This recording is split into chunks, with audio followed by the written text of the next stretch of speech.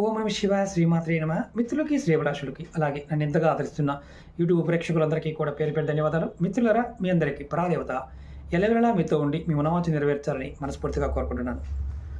ఈరోజు షార్ట్ వీడియోలో శివభగవానుడికి మనం ఏ పువ్వులతో అర్చన చేస్తే వ్యాపార అభివృద్ధి కలుగుతుందో తెలుసుకుందాం. వ్యాపారం కావచ్చు, వ్యవసాయం కావచ్చు. గన్నేరు పువ్వులు, అది తెలుపు కావచ్చు, పసుపు కావచ్చు, ఎరుపు కావచ్చు. మీరు గన్నేరు పువ్వులతో కనుక నిత్యం వ్యాపారం చేసేవారు కనుక స్వామిని శివుణ్ణి ఆరాధించినట్లయితే వ్యాపారం దినదినాభివృద్ధి 3 పువ్వులు 6 కాయలుగా అభివృద్ధి చెందుతుంది.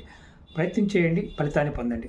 దగ్గరలో ఉన్న శివాలయాల్లో ఈ చెట్లు ఎక్కువగా ఉంటాయి, నర్సరీలో కూడా దొరుకుతూ ఉంటాయి. ఎక్కడైనా పెట్టి పువ్వులతో వ్యాపారం చేసేవారు పూజ చేయండి, ఖచ్చితమైన ఫలితం కలుగుతుంది. అలాగే మీకు ఈ వీడియో నచ్చినట్లయితే లైక్ చేయండి, 10 మంది మిత్రులకు షేర్ చేయండి. అలాగే కొత్తగా చూసే మిత్రులు సబ్స్క్రైబ్ చేసుకొని గంట సింబల్ ఉంటుంది, దాన్ని యాక్టివేట్ చేసుకోండి. నేను చేసే ప్రతి వీడియో మీకు నోటిఫికేషన్ వస్తుంది. ఓం నమ శివాయ శ్రీ